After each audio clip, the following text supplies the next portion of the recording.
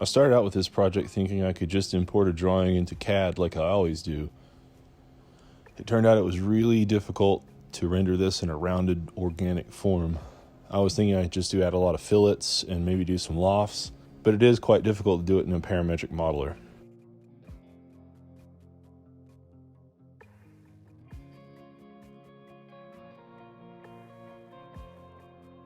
So I recently subscribed to Solidworks Maker version, or at least Maker subscription, which allows you access to X-Shape, which has an organic nodal surface sculpting program.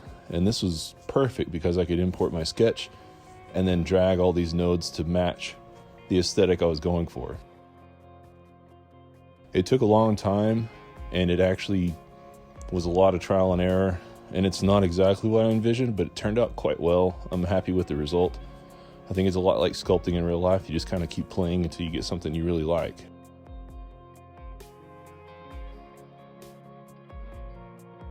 A lot of the nodes are linked to each other, so things shifted more than you think they would, even though you're trying to isolate pieces. I think it's just my lack of knowledge with the program, but I still am very happy with the shape I was able to get. And it kind of just took on its own life. It wasn't exactly what was in my head, but at least evolved into something I thought was pretty cool.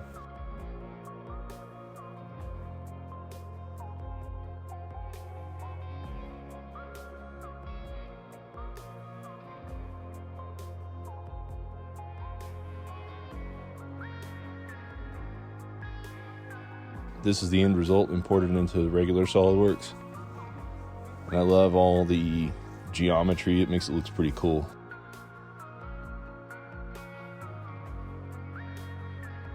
I wound up splitting the prints into one full frontal for the face, which you'll see here. And then I had the separate horns and teeth, and then two back halves of the skull so that I could clamshell it together. And this is me putting it all together. I tried super glue at first. Didn't quite work that well. Then I had Gorilla Glue on the side, just thinking it would do pretty well. I'd never used Gorilla Glue before. It was interesting to have the foam spread and fill the cracks so they didn't necessarily have to meet exactly together.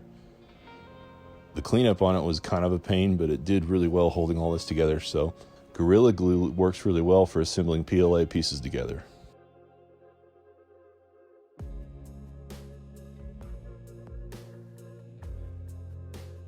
Using painter's tape to hold it all together during the clamping process also did pretty well, although I had some shifting, and you'll see it later on with the seams. But you can adjust the seams with sanding, or you can use them as your own aesthetic as well and emphasize it. And that's what I would have done differently had I gone back and really redesigned this. I would have made the seams look like intracranial cracks or fissures or something like that. That way it would be built-in aesthetic, and you wouldn't have to work so hard to hide them.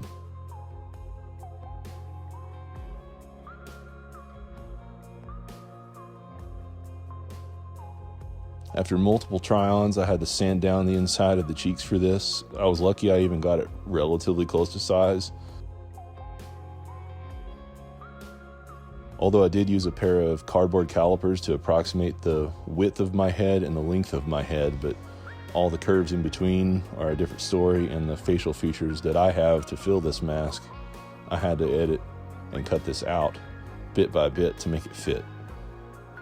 One of these days I'll get a full scan of my face that I can insert into these masks and then do a negative space cutaway. There's actually a mold making feature you can use on SolidWorks that'll take away the intersecting space between two solids. It'll give you a nice fit for a face like this, so it's something I'm considering for the future.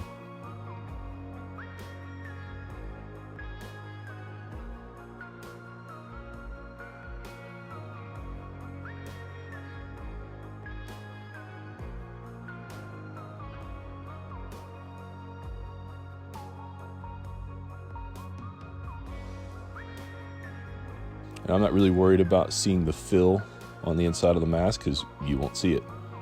I finally got a good fit on top of my head. Now it's time to put on the horns and the teeth.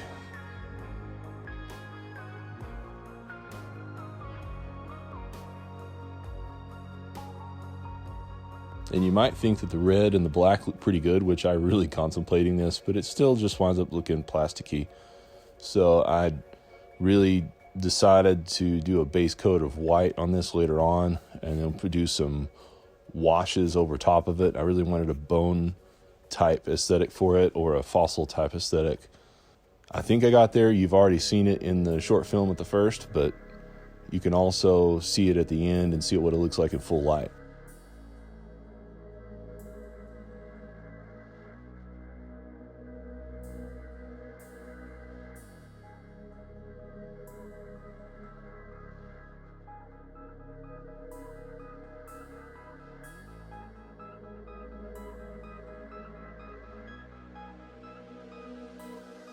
These holes were exactly the right size for the pegs on the teeth, so I had to drill them out a little bit.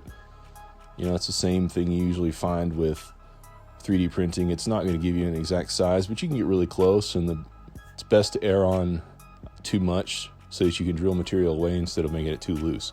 Although I could have used Gorilla Glue to glue these in, I wound up using CLA glue in the end because I didn't want as much cleanup, and I really didn't want to get a dental pick after all these teeth underneath in the gums.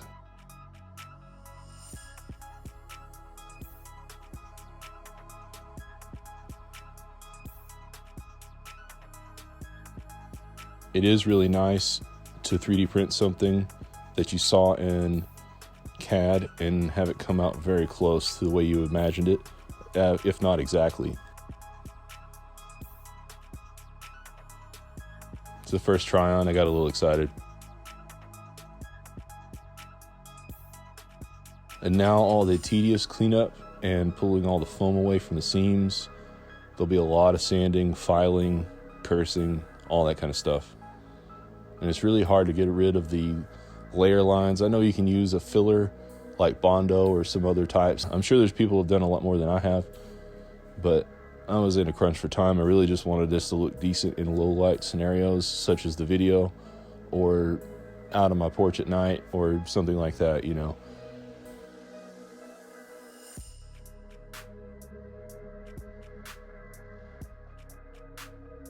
Doing this project is really reminiscent for me because there were several times when I was a kid when I made my own Halloween masks. This one time in particular, I made a framework out of coat hanger wire, coated it in a fabric with hot glue, and attached it to the frame with hot glue. And I had an articulating jaw, so when I opened my mouth, it opened its mouth, and it was kind of a lizard-like shape with teeth made of cardboard, and it had a mohawk of cardboard spikes. And I really remember it being a lot of fun to make, and I both hate and love this part of it, but there was this poor little girl at the fall festival that got scared of me and was crying in the corner, and I had to take off my mask and comfort her. And I really felt bad for that, but it also felt good that I was able to make something convincingly scary for somebody, and that was kind of thrilling too. It was always a dream to be able to make this stuff kind of real looking. I originally did want to go into special effects, and I guess this is just the product of that. It was probably a hard job anyway, but then CG came in and squashed all the practical effects around the year 2000, right whenever I would have tried to get into a career like that.